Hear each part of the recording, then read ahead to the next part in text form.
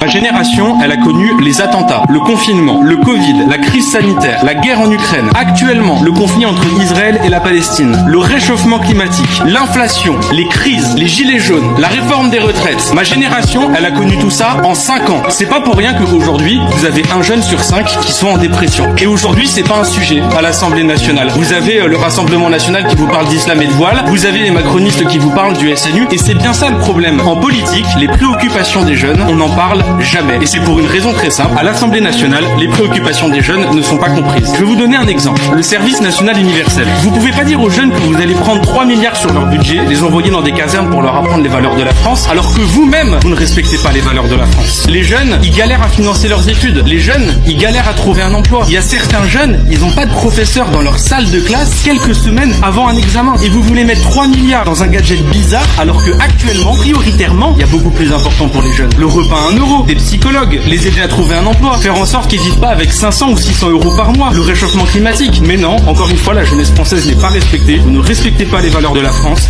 Vous mettez tout cet argent dans un SNU qui nous coûte cher et vous ne comprenez pas que ce soit ressenti comme une injustice par la jeunesse.